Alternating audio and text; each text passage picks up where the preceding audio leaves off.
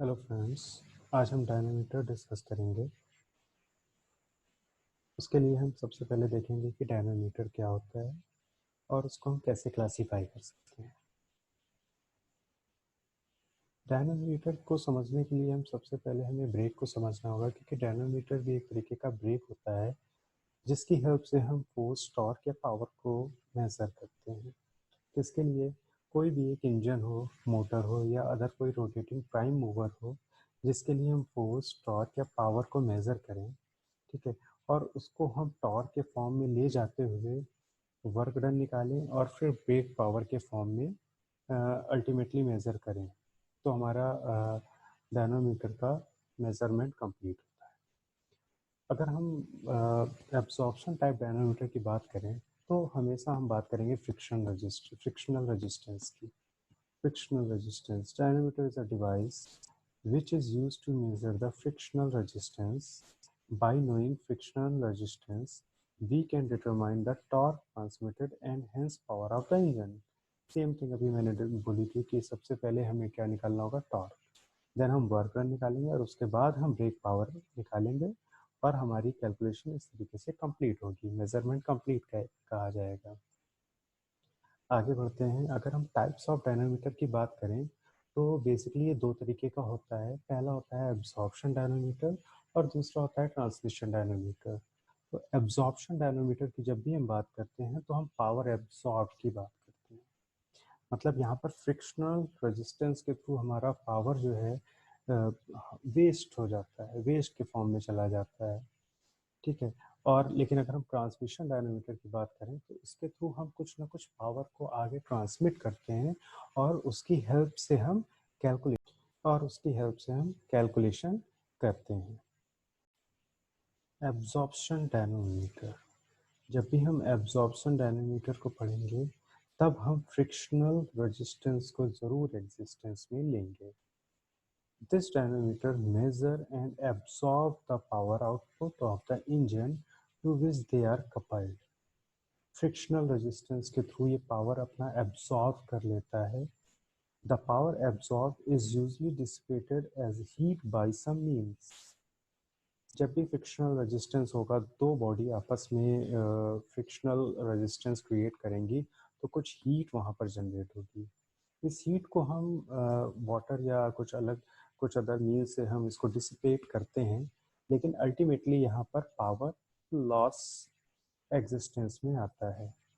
तीन तरीके के एब्जॉर्प्शन डायनामीटर हैं जिनकी स्टडी हमें करनी है। पहला है प्रॉनी ब्रेक डायनामीटर, दूसरा है रोप ब्रेक डायनामोमीटर, तीसरा है हाइड्रोलिक डायनामोमीटर। तो अगर हम प्रॉनी ब्रेक डायनामोमीटर की बात करें, ये सिंपलेस्ट फॉर्म होता है एब्जॉर्प्शन टाइप डायनामोमीटर का।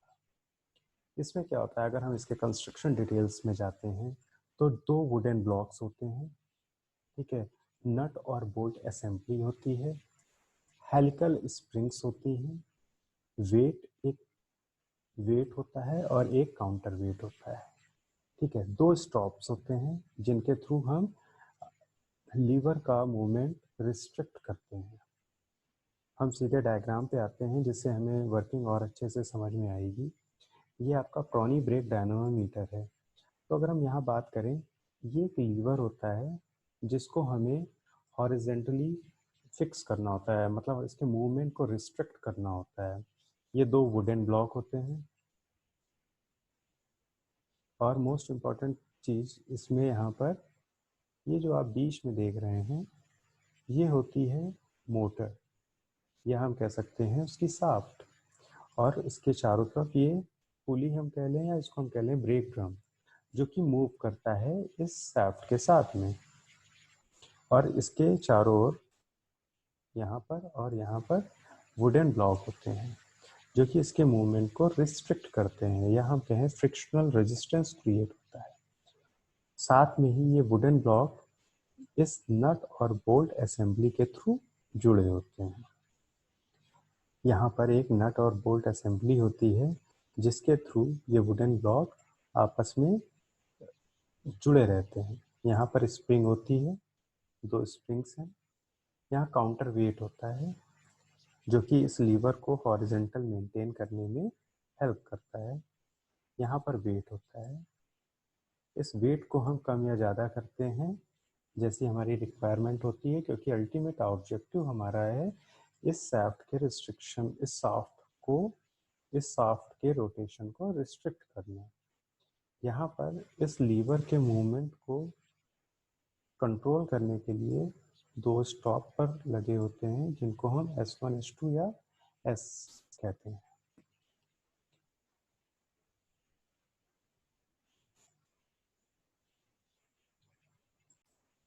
तो ये वर्किंग थी हमारी ट्रॉनी ब्रेक डायनोमीटर की। आगे हमें बढ़ना है और हमें देखना है रोप ब्रेक डायनोमीटर क्या होता है। रोप ब्रेक डायनोमीटर ये भी एक तरीके का एब्जॉर्प्शन टाइप डायनोमीटर है जिसको हम कॉमनली यूज़ करते हैं ब्रेक पावर की कैलकुलेशन में। अगर हम बात करें कि इसके कंस्ट्रक्शन डिटेल्स में जाना चाहें या इसके कंस्ट्रक्शन डिटेल की बात करें तो हम देखेंगे कि यहाँ पर एक शाफ्ट होती है जैसे पहले थी, उसको सराउंड करती हुई एक पुली होती है। उस पुली के ऊपर हम रोप्स का यूज़ करते हैं, 1, 2 और मोर ropes wound around the flywheel or rim of the pulley fixed rigidly to the shaft of the engine। और जैसे पहले एक वेट था और एक स्प्रिंग बैलेंस है, यहाँ पर वहाँ पर काउंटर वेट हुआ करता था, यहाँ पर एक स्प्रिंग बैलेंस का हम यूज़ करेंगे। आगे बढ़ते हैं और इसकी कंस्ट्रक्शन डिटेल में जाते हैं। यहाँ से हम बहुत अच्छे तरीके से समझ सकते हैं इसकी वर्किंग को। ये आपकी शाफ्ट है, ये पुली है, यहाँ पर एक स्प्रिंग बैलेंस दिया हुआ है और ये एक वेट है। इसी वेट को हम धीरे धीरे बढ़ाते हैं जिससे कि इस शाफ्ट के मूवमेंट को हम रिस्ट्रिक्ट कर पाएँ। हम यहाँ पर कुछ कूलिंग वाटर भी प्रोवाइड करते हैं जिससे कि यहाँ जो हीट जनरेट हो रही है वो समय के साथ साथ डिसिपेट होती जाए। और एक ध्यान देने वाली और चीज़ है, यहाँ अगर हम बात करें सिंगल रोप नहीं होती है कि अगर आपको यहाँ समझ में आ रहा हो एक रोप यूँ गई है और इस तरीके से आई है, ऐसा नहीं है। हो सकता है ये सिंगल रोप हो सकता है 2 रोप्स हो सकता है उससे ज़्यादा रोप्स हों। तो कई रोप्स इसमें बाउंडेड होती हैं, ठीक है। In the operation of brake, the engine is made to run at a constant speed. The frictional torque due to rope must be equal to the torque being transmitted by the engine. Ultimately हमें इस shaft के movement को restrict करना होता है। इतना ज़्यादा frictional resistance generate हो जाता है इस वेट के कारण, जिससे कि क्या होता है इस शाफ्ट का मूवमेंट जो है वो रिस्ट्रिक्ट हो जाता है और हमारा शाफ्ट मूव करना बंद कर देता है। आगे बढ़ते हैं और तीसरे तरीके के डायनोमीटर पर फोकस करते हैं जो कि है हाइड्रोलिक डायनोमीटर। अभी तक जो हम लोगों ने दोनों डायनोमीटर पढ़े, रोप ब्रेक या ट्रॉनी ब्रेक जिसकी भी बात करें, दोनों ड्राई फ्रिक्शन पे वर्क करते थे, लेकिन यहाँ पर हम फ्लूइड फ्रिक्शन की बात करेंगे। तो हाइड्रोलिक डायनोमीटर का प्रिंसिपल जो होता है बेसिकली फ्लूइड फ्रिक्शन पे बेस्ड होता है। अगर इसके कंस्ट्रक्शन डिटेल्स की बात करें तो यहाँ पर दो चीज़ें मेन होती हैं, एक होता है स्टेटर, दूसरा होता है रोटर। स्टेटर और रोटर। आगे बढ़ते हैं और इसकी कंस्ट्रक्शन डिटेल को इस फिगर के थ्रू आसानी से समझने की कोशिश करते हैं। यहाँ पर क्या होता है, वाटर इनलेट का सोर्स होता है और यहाँ से वो वाटर बाहर जाता है। साथ में ही यहाँ ये जो वाटर अंदर आया ये सर्कुलेट होता है किसके बीच में, ये रेड कलर से जो है ये आपका रोटर है और साथ में यहाँ पर स्टेटर भी लगे हुए हैं, ये है आपका स्टेटर। जब भी वाटर इन करता है, यहाँ से वाटर अंदर आता है तो यहाँ पर ये सर्कुलेट होता है जो कि फ्लूइड फ्रिक्शन क्रिएट करता है। स्टेटर और रोटर के बीच में ये चारों जगह पर फ्लूइड फ्रिक्शन क्रिएट करता है, जिसके कारण क्या होता है, ये जो शाफ्ट रोटेट हो रही है इसके रोटेशन पर फर्क पड़ता है और एक समय पर हम कह सकते हैं ये शाफ्ट मूवमेंट करना बंद कर देती है। इस शाफ्ट के मूवमेंट को हम टैकोमीटर के हेल्प से हम इसके आरपीएम को कैलकुलेट करते हैं, और यहाँ पर एक टॉर्क मीटर लगा होता है। तो ये हाइड्रोलिक डायनोमीटर की वर्किंग थी। इसके बाद हम ट्रांसमिशन डायनोमीटर की तरफ जाते हैं, और ट्रांसमिशन डायनोमीटर को एब्जॉर्प्शन डायनोमीटर से अगर हम कंपेयर करें तो हम ये देखेंगे कि एब्जॉर्प्शन डायनोमीटर में फ्रिक्शनल रेजिस्टेंस के थ्रू लॉसेस होते हैं या एनर्जी वेस्टेज होती है, जबकि ट्रांसमिशन डायनोमीटर में एनर्जी वेस्ट की बात हम नहीं करते हैं। ट्रांसमिशन डायनोमीटर में हम बात करते हैं कि कितनी एनर्जी, कितना फोर्स, कितना टॉर्क हमने ट्रांसमिट किया एक एक पुली से दूसरी पुली या एक सेक्शन से दूसरे सेक्शन की ओर। इसके एग्जांपल की अगर हम बात करें तो बेल्ट ट्रांसमिशन डायनोमीटर और एपिसाइक्लिक डायनोमीटर, टॉर्शनल डायनोमीटर, ये 3 डायनोमीटर इसके एग्जांपल हो सकते हैं।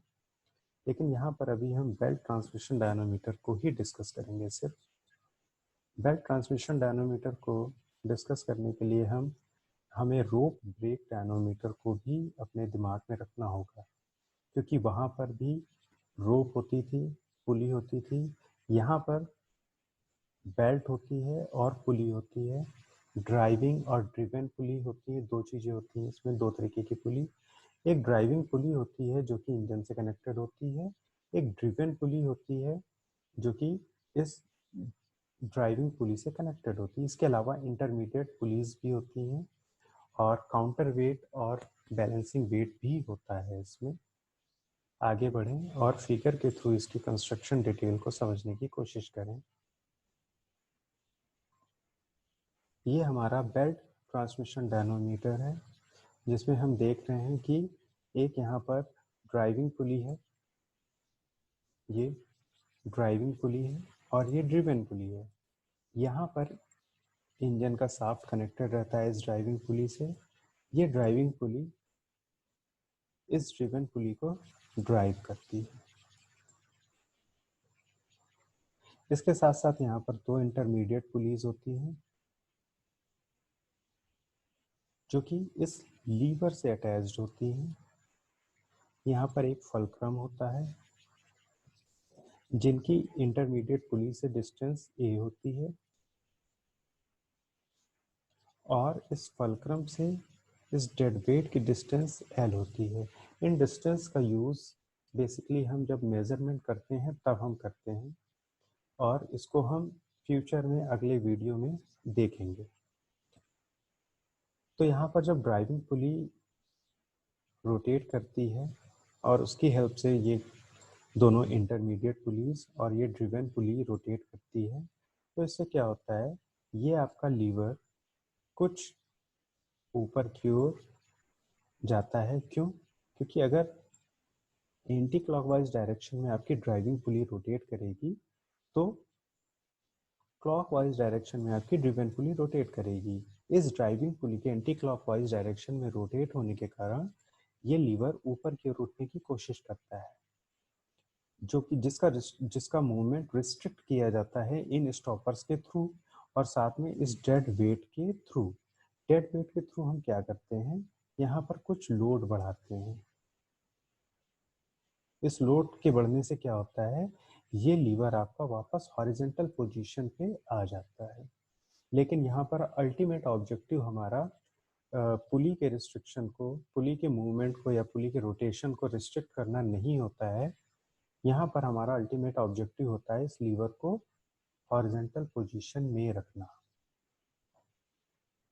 इसकी हेल्प से हम क्या T1 और T2 की वैल्यू निकाल लेते हैं। T1 और T2 की वैल्यू निकालने के बाद हम ब्रेक पावर को कैलकुलेट कर सकते हैं। तो बेसिकली ये डायनोमीटर, एब्जॉर्प्शन डायनोमीटर और ट्रांसमिशन डायनोमीटर की कुछ डिटेल्स थी। आगे हम इसको और डिस्कस करेंगे अगले वीडियो में। Thank you.